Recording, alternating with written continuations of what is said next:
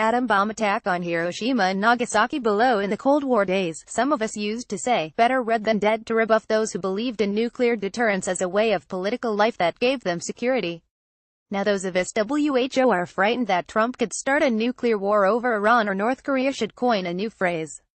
How about better alive than going to the grave with Kim Jong-un? Admittedly, that doesn't have the same snappy ring, but get my point. According to a survey carried out in the U.S. and analyzed at length in Harvard University's International Security, some 50% of American adults believe that their use would be justified, especially if it saved the lives of 20,000 American soldiers. At the UN recently, President Donald Trump, aka Fire and Fury, threatened to totally destroy North Korea if the U.S. was forced to defend itself. This past weekend, Senator Bob Corker, the chair of the U.S. Senate's Foreign Affairs Committee, and at one time an important backer of Trump, the candidate, said that Trump could set the nation on the path to World War III. I would surmise, even though I have no polling evidence, that an overwhelming majority of the world would not accept the use by the U.S. of nuclear weapons in any circumstances, even if they believe in what I think is the false notion of deterrence.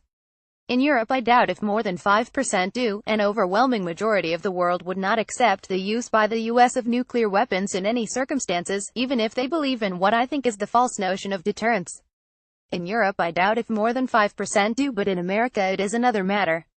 According to a survey carried out in the U.S. and analyzed at length in Harvard University's International Security, some 50% of American adults believe that their use would be justified, especially if it saved the lives of 20,000 American soldiers. This is less than the 38,000 U.S. soldiers stationed in South Korea today. U.S. President Donald Trump. It's the same argument that President Harry Truman used to justify the atomic bombing of Hiroshima and Nagasaki. In order to protect the lives of hundreds of thousands of American soldiers who were fighting their way from the south of Japan to Tokyo, the bombs had to be used. In fact, we now know from well-regarded historians that this was not the most important argument that persuaded Truman to give the order to bomb. It was the fear that the U.S. ally, the Soviet Union, invading from the north, would get to Tokyo first if the U.S. didn't immediately intimidate Japan to surrender. In August 1945, 85% of Americans told pollsters they approved of Truman's decision. Support for that decision has declined over the years. A poll in 2015 said that only 46% thought it was justified, but even that is a lot. Hence the false idea that Americans consider the further use of nuclear weapons a taboo. John Hersey's popular book that sold millions of copies, Hiroshima, did much to build up the sense of taboo, but over time it wasn't sufficient. All Americans were not inoculated against future use. Harvard professor Steven Pinker disagrees. In his widely acclaimed book, The Better Angels of Our Nature, he argues that for Americans, the only acceptable wars are surgical routes achieved with remote control technology. There has been in recent years, he argues, an expansion of prudence, reason, fairness, self-control, taboos and conceptions of human rights. North Korean President Kim Jong-un at the time of the last Korean War in 195,355, Truman again nearly used nuclear weapons to halt the Chinese coming to the aid of the North, but was dissuaded by Churchill.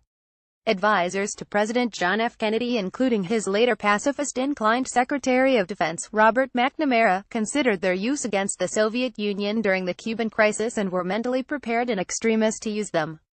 During the Vietnam War, President Richard Nixon and his Secretary of State, Henry Kissinger, thought seriously about using nuclear weapons against the North.